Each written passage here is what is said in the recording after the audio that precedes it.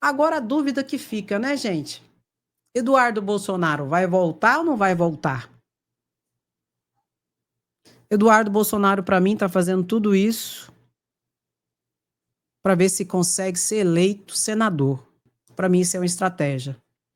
Agora, se ele não voltar é porque realmente, segundo os bastidores da Polícia Federal, que ele é escrivão da Polícia Federal, ele é cagão e está com muito medo de voltar. E não esperava que Alexandre de Moraes fosse agir tão rapidamente. Mas foi colocado isso aqui, ó. Pergunta: Bolsonaro, você acha que Eduardo Bolsonaro deve voltar ao Brasil ou se exilar nos Estados Unidos e usar sua influência para lutar daqui de fora contra o regime brasileiro? A maioria disse para ele ficar nos Estados Unidos. E Eduardo Bolsonaro republica enquete sobre se ele deve se exilar nos Estados Unidos. Bom, primeira situação muito importante, ele não vai fazer falta aqui. Para pensar. O cara está ganhando 47 mil reais como deputado federal. Ele não trabalha a bem do Brasil. Ele não tem um projeto que traga algum benefício para o povo brasileiro. Então, assim, falta ele não vai fazer. Ele pode ficar por lá, mas tem que ser bloqueado o salário dele. Bloqueou o passaporte, bloqueia o salário. Se ele quiser ficar por lá, ele pode ficar. Agora, claro que ele vai ficar lá para conspirar contra o Brasil, notadamente em relação às eleições do ano que vem, para ver se tem algum tipo de intervenção nas eleições do ano que vem, para que Lula não seja tetra. Primeira situação, se ele ficar lá. Então, a gente tem que ficar de olho nesse aspecto. O segundo aspecto, para pensar, ele pode estar articulando o que mais lá nos Estados Unidos? Mata charada, meu querido. Mata charada. Quem que daqui a pouco é presidiário? O pai dele. E o que pode ser que ele esteja articulando? Um ambiente para a fuga de Bolsonaro. Não duvido nem um pouco, pelo contrário, até acredito que seja esses dois aspectos. Não voltar para tentar influir nas eleições de 2026, para que Lula não consiga ser tetra, junto com os Estados Unidos e o ditador Donald Tranqueira, e também organizar um ambiente para a fuga de Bolsonaro. Porque Bolsonaro será julgado e será condenado e vai para a cadeia. E o julgamento, acredito que será nesse ano ainda, para que não deixe entrar em ano de eleição, de 2026. Estão pegando o código? Um ato de desespero. Por quê, André? Porque sabe o que fizeram. E Eduardo Bolsonaro, inclusive, está plantando provas contra ele mesmo. Agora, pode ser que ele decida voltar e venha como novo perseguido, o Marte da direita, o pobre coitado lascado perseguido, para ver se ele consegue, quem sabe, ser senador do Brasil ou então até presidente da República e consiga ali ser o candidato de Bolsonaro à presidência da República. Não é? Com o apoio dos Estados Unidos e tal e coisa. Isso se a justiça brasileira não agir rápido. A justiça brasileira tem que agir rápido em relação a Eduardo Bolsonaro. E o que isso seria agir rápido? Suspender o passaporte. Na Câmara de Deputados Federais tem que ter um resultado razoável, que seria o quê? Cassação. E, a depender da situação, até inelegibilidade. Como a justiça é lenta, se brincar, vai ser eleita ainda em 2026. Mesmo cometendo crimes como obstrução da justiça, coação no curso do processo e também como tentativa ali de atentado à soberania nacional, pode ser que ele ainda seja eleito em 2026. Pegou o código? Qual seria a solução, Andréa? Justiça rápida.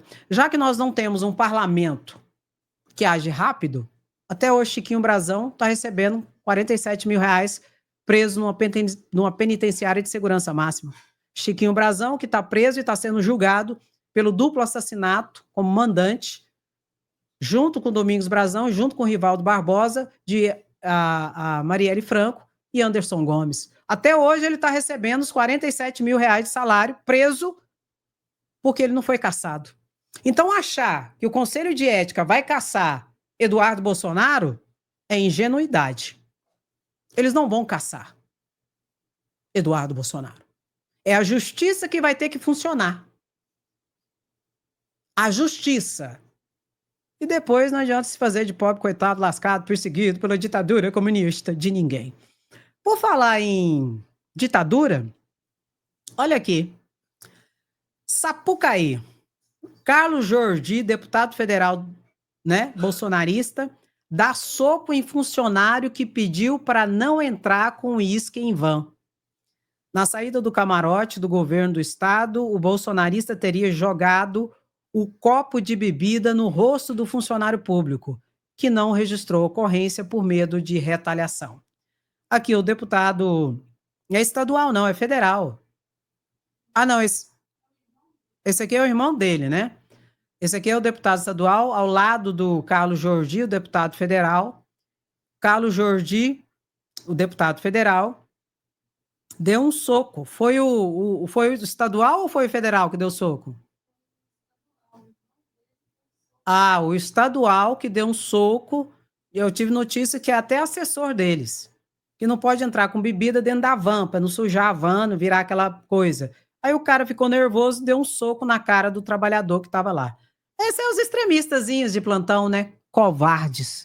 O cara com medo nem fez o boletim de ocorrência. Ficou com medo de retaliação e toda essa situação que é vexatória. E só para a gente não esquecer, mobilização nacional sem anistia e prisão para Bolsonaro. 30 de março, em todas as capitais do Brasil, vai ter manifestação. E eu vou, e é sem anistia, tá? Importante a gente ressaltar essa situação. Vamos colocar aqui agora. Olha aqui, o tempo de Bolsonaro está acabando, hein? Amanhã vence os 15 dias para apresentar a defesa, hein? Olha aqui. Tem tempo ainda. Ou melhor, acabou o tempo dele. Isso aqui foi no 7 de setembro de 2021, quando Bolsonaro, presidente da República, com toda a sua empáfia, com toda, né, com toda a omissão do PGR, Augusto Aras, com a Polícia Federal manietada, sequestrada, com o parlamento comprado com emendas secretas, fez o 7 de setembro golpista, atacou Alexandre de Moraes, disse que não ia obedecer mais ordem judicial de Alexandre de Moraes, que Alexandre de Moraes era um canalha e que o tempo de Alexandre de Moraes tinha acabado. Pede para sair, arquive todos os inquéritos policiais e tal, coisa. Qual o tempo que está acabando? O tempo de quem que está acabando? Eu comento, já comentei isso aqui algumas vezes com vocês e vou ressaltar novamente. Bolsonaro, o pior presidente da história da nação. O único que não conseguiu se reeleger no Brasil. Ele não conseguiu derrubar Alexandre de Moraes enquanto ele era presidente da República. Tinha um Congresso na mão, comprado com as emendas secretas. Tinha um PGR omisso, o engavetador mor, Augusto Aras Lindor Araújo. Tinha a Polícia Federal sequestrada para um projeto de governo e não de Estado. E mesmo assim ele não conseguiu derrubar Alexandre de Moraes. E agora que Bolsonaro é tão somente inelegível, daqui a pouco presidiário, ele vai conseguir derrubar alguém? Como dizem os bolsonaristas, só mais 72 horas. Senta. O que a gente fala pro pessoal aqui, gente? Senta e o quê? Espera? Não. Senta e aprende, que aqui tem um caráter pedagógico. Só para relembrar, eu vou colocar aqui a resposta de Alexandre de Moraes para todos os golpistas e a resposta de Lula também. Vamos de Alexandre de Moraes? Vamos. 73 anos de inauguração da sede oficial da ONU, é importante que todos nós reafirmemos nossos compromissos com a defesa da democracia, dos direitos humanos, da igualdade entre as nações e nosso juramento integral de defesa da Constituição brasileira e pela soberania do Brasil, pela independência do Poder Judiciário e pela cidadania de todos os brasileiros e brasileiras, pois deixamos de ser colônia em 7 de setembro de 1822 e com coragem estamos construindo uma república independente e cada vez melhor, uma república independente e democrática com a Constituição de 1988. E construindo com coragem, pois, como sempre lembrado pela nossa eminente ministra Carmen Lúcia, citando Guimarães Rosa, o que a vida quer da gente é coragem. Pegou o código? Deixamos de ser colônia desde 7 de setembro de 1822. Essa é a resposta de Alexandre de Moraes para todos os golpistas e ditadores de plantão. Mas tem uma resposta aqui também de Lula. Tem uma resposta de Lula. Lula deu uma resposta também boa, que eu quero reverberar com vocês aqui. Presta atenção. Nenhum país, por mais importante que seja, pode brigar com todo mundo todo tempo. Ele tem que saber o seguinte: os BRICS significa praticamente metade da população mundial. Significa quase metade do comércio exterior desse mundo. E nós temos o direito de discutir a criação de uma forma de comercialização que a gente não dependa só do dólar. Não foi o mundo que decidiu, não foi a hora que o dólar seria a moeda. Foi os Estados Unidos. Então é importante que a gente discuta o que é importante para nós, o que é importante para o mundo. Sabe? Não é o mundo que precisa dos Estados Unidos. Os Estados Unidos também precisa do mundo. Os Estados Unidos precisam conviver harmonicamente com o Brasil, com o México, com a China. Ninguém pode viver ameaçando todo mundo a vida inteira. Os Estados Unidos, da vida inteira, foi vendido como se fosse o símbolo da democracia mundial. Se autodeterminou o juiz do planeta. Ora, ele não pode agora mudar repentinamente do país que vendia a ideia da paz para o país que vende a ideia da provocação, da discordância. É importante pensar nisso. Eu digo todo dia, o Trump foi eleito para governar os Estados Unidos, eu fui eleito para governar o Brasil. Ele deve cuidar bem dos Estados Unidos, deve cuidar bem do Brasil. A relação comercial com os Estados Unidos é muito boa. A nossa relação diplomática é de 200 anos. Nós temos um fluxo de balanço comercial de praticamente 85 bilhões, mas o mundo não precisa só dos Estados Unidos. O mundo precisa de todo mundo. Pronto. E Donald Trump está atacando todo mundo. Ataca os BRICS, o país da América do Sul, ataca a OTAN, a Europa, ataca a China. Só tá fazendo amizade com a Rússia agora, né? Rússia lá, que você falou que era comunista e tal. Tá de jeito aqui. Diz que o povo dos Estados Unidos tá sem entender. Eles estão ficando até constrangidos, os conservadores de lá. Estão falando, uai, mas como assim? Né? Sempre teve a Guerra Fria entre Estados Unidos e Rússia, os espião russo e tal e coisa, e agora Donald Trump jogou o tapete vermelho para Putin. Que doideira, hein? Vamos ouvir a manifestação do presidente do Supremo Tribunal Federal, Luiz Barroso, que também é importante. Vamos ver juntos aqui. Nós bem sabemos o que tivemos que passar para evitar o colapso das instituições e um golpe de Estado aqui no Brasil. A tentativa de fazer prevalecer a narrativa dos que apoiaram o golpe fracassado não haverá de prevalecer entre as pessoas verdadeiramente de bem e democratas. O Supremo Tribunal Federal continuará a cumprir o seu papel de guardião da Constituição e da democracia. Nós não tememos a verdade e muito menos a mentira. Pronto. Não tememos a verdade e nem tampouco a mentira. E a resistência é uma realidade. Vamos ver essa fala aqui do deputado Leonel Hadi, que ele fala sobre a vitória, né, do Oscar de melhor filme estrangeiro. O filme Ainda Estou Aqui, que conta, né, a luta de Eunice Paiva, esposa de Rubens Paiva, deputado federal, que foi assassinado pela ditadura de 64. Vamos ver a fala do deputado estadual do Rio Grande do Sul, Leonel Hadi, sobre isso? Pouca gente tem noção real do impacto que é a vitória de Ainda Estou Aqui e da indicação da Fernanda Torres, assim como tinha sido importante a indicação da Fernanda Montenegro e do filme também Central do Brasil.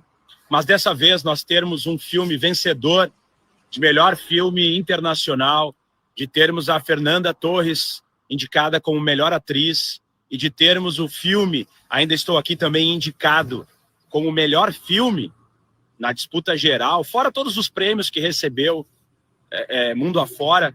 Isso é muito importante. E fala aqui uma pessoa que trabalhou 10 anos como ator, né? Para quem não sabe, eu tenho DRT, inclusive, de ator, registro de trabalho, e venho de uma família de artistas. Meu pai era diretor de teatro, dramaturgo, né? Escritor de peças teatrais, tinha uma companhia muito importante aqui no estado. A minha irmã é atriz, diretora também.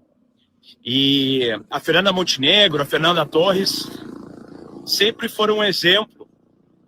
E agora, com essa vitória do cinema nacional, coloca o Brasil num patamar diferenciado. Porque durante muito tempo nós consideramos que a arte no Brasil era algo para as pessoas se divertirem, coisas menos importantes, entende? E agora ficou demonstrado o potencial econômico, potencial artístico do Brasil, o quanto é importante. Para quem não sabe, a cultura no Brasil, ela arrecada mais recursos, mais dinheiro do que a indústria automobilística. E nós tivemos um governo, com o governo Bolsonaro, que ficou 4 anos atacando e destruindo a cultura nacional. E nesse momento, nós temos a vitória do cinema brasileiro, da cultura, da arte do Brasil, em nível internacional. Primeira vez que o Brasil ganhou um prêmio desse tamanho, e isso vai impulsionar muitas gerações para que acreditem, para que trabalhem com a cultura, para que possam ter o seu sustento, movimentar a economia, e isso é simbólico. Durante muito tempo eu tinha que escutar que ser ator não era trabalho, o que tu faz além de ser ator? Como se o meu sustento não viesse da arte. E eu digo, eu só estou onde estou por causa do teatro, por causa da cultura. Então, parabéns, Ainda Estou Aqui, isso é simbólico, parabéns a todos os artistas brasileiros e tamo junto. Resistimos até aqui, agora é hora de derrotar o fascismo, ninguém faz nada sozinho, até a vitória sempre. A arte é um campo de resistência, gente. Por isso que bolsonarista não gosta de arte, né? E eles são tão, sabe, que eles ficam com um monte de mentira, falando que o filme recebeu incentivo da Lei Rouanet. Poderia até ter recebido. Poderia. Só que não recebeu. Viu? Você tá mentindo. Deixa de ser mentiroso. O filme Ainda Estou Aqui não recebeu nenhum incentivo da Lei Rouanet, que são os programas ali e tal, de incentivar empresas a pegar parte dos tributos que pagariam e reverter esse tributo para a arte. Não teve isso no filme Ainda Estou Aqui. Mas poderia ter tido. Então para de mentir, vocês mentem mais. Vocês não têm vergonha, não. Mente no crédito, no débito e no pixel. Agora eu quero ouvir Lula. Lula trabalhou nesse carnaval. Viu? Vamos ver aqui?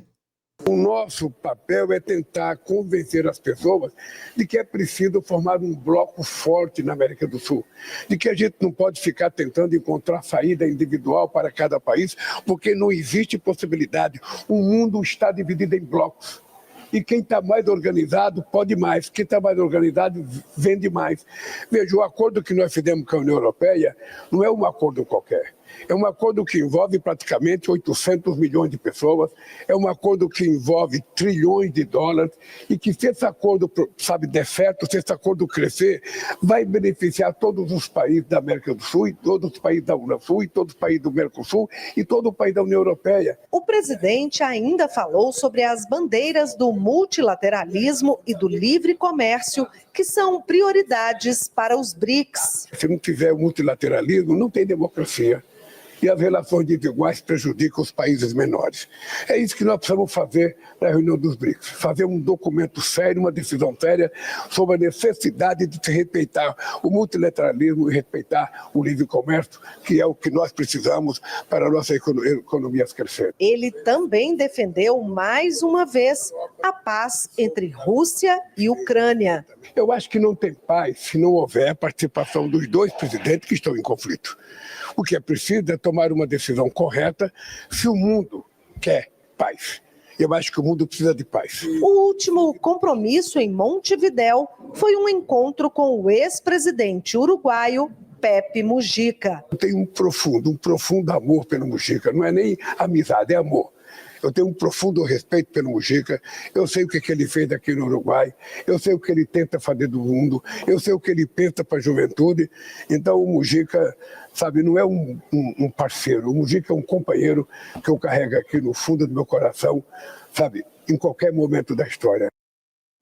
Pois é, Lula esteve no Uruguai, agenda oficial no Uruguai, falando dos BRICS. Isso também é um dos motivos que Trump está nervoso demais com o Brasil, né? Inclusive, Lula é presidente dos BRICS hoje. E a Dilma também ali é presidente do Banco dos BRICS, né? Que é uma agenda de fortalecer os países da América Latina, de quem sabe ter até uma moeda própria que vem ali combater a hegemonia do dólar e dos americanos. Então, ele também está nervoso por causa disso, gente. Grande parte é questão econômica, né?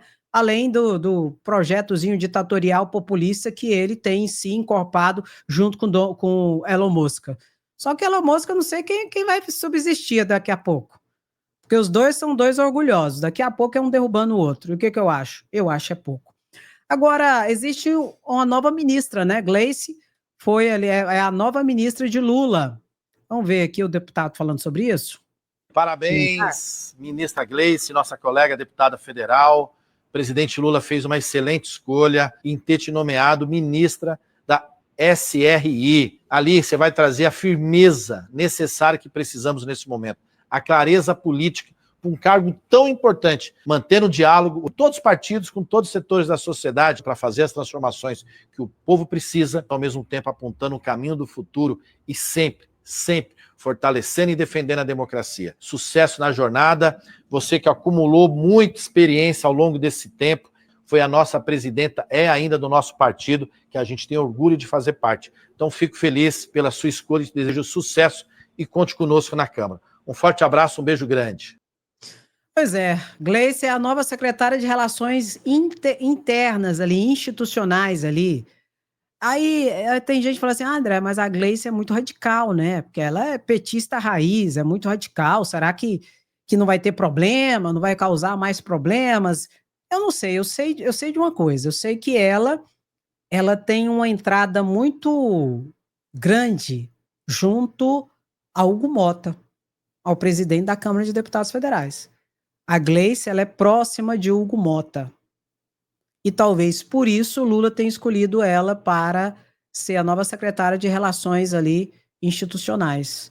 Ela que vai fazer a ponte para falar com os partidos, com os deputados, para fazer a base e a aliança de Lula, não é? Deve ter novas trocas de novos ministérios. Boulos, por exemplo, pode se tornar um ministro de Lula também, e o ano que vem deve ter uma nova troca. Eu falei para vocês que nesse momento, pela minha percepção, Lula ele está mais engajado no campo político e não tão técnico. Inclusive por isso que acredito que a Anísia Trindade saiu do cargo de ministra da Saúde e Padilha entrou. Padilha é médico de carreira, inclusive ele foi um dos implementadores, né, com a ideia do mais médico, com Lula e tudo tal. Então ele tem uma visão mais política. E acredito que Lula, nesse momento, precisa de pessoas mais políticas, notadamente porque o ano que vem é ano de eleição. E para ele conseguir ser tetra, um fato histórico, ser tri já é um fato histórico. Ser tetra, então, é fenomenal, se Lula for reeleito em 2026. E para isso ele precisa de uma articulação política muito forte. E segundo as informações, a Gleice, ela tem uma ligação próxima do novo presidente da Câmara de Deputados Federais, que é o Hugo Mota. Talvez seja essa situação. Mas vamos ver as próximas indicações e os próximos ministros ali a serem escolhidos por Lula, que precisa construir uma base substantiva para ser reeleito em 2026. Não obstante, Bolsonaro atrapalha muito, viu, gente? Bolsonaro hoje é uma pedra no sapato da direita, porque ele racha. Ele racha a direita de cima e embaixo e de lado a lado. Junto com os extremistas e tal e coisa, ele acaba rachando a direita. Não sem razão, a gente todo dia tem um novo candidato da direita. Uma hora é Tarcísio, uma hora é Ratinho Júnior, uma hora é Gustavo Lima, outra hora é Pablo Marçal, outra hora é Caiado, outra hora não sei o quê. Por quê? Exatamente porque está totalmente rachado. Eles estão sem eira nem beira, porque Bolsonaro, com seus extremistas, provocam essa instabilidade na direita. E isso é positivo para o campo democrata e progressista. Tá bom? Meu querido, minha querida, dá aquela paradinha, toca no like. Quando você curte a live, o YouTube indica para mais pessoas. E a gente precisa alcançar mais pessoas. Senão a gente não alcança, não. Se for depender do sistema, a gente não alcança. Entendeu? Então, se você curte, a gente consegue alcançar mais pessoas. Então, dá aquela paradinha, curte a live e comenta. O seu comentário também traz o engajamento. Sem anistia, queremos justiça, somos resistência. Toca no like e bota. Vai se lascar. Ou já tá lascado? Ô, Bananinha, precisa voltar não. Pode ficar por aí mesmo. Você não vai fazer falta não. Agora, o dinheiro que nós estamos pagando do seu salário, R$47 mil, pro deputado federal Eduardo Bolsonaro trabalhar contra o Brasil, tá fazendo falta. Esse tá fazendo falta. Meu querido, minha querida, muito obrigada pela sua presença, sapiência, resistência. Quem gosta, fica, curte, comenta e compartilha. Quem não gosta, Andréia, não se preocupe. Às 16h30 eu tô aqui. E quem não gosta, senta e aprende. Ou então vai se lascar. Pelo amor de Deus, fica aqui enchendo a paciência. Ah, pelo amor de Deus! Meu querido, beijo no seu coração. Até a próxima live. Volto às 16h30. Se cuida. Não, eu perdi o fio da meada. Bom, se eu perdi o fio da meada, o que esses bolsonaristas estão perdendo? Estão perdendo a própria liberdade. Indo pra cadeia. Por causa de Bolsonaro? Que fim triste. Muito obrigada, beijo no seu coração, até a próxima live, se cuida. Tchau, tchau.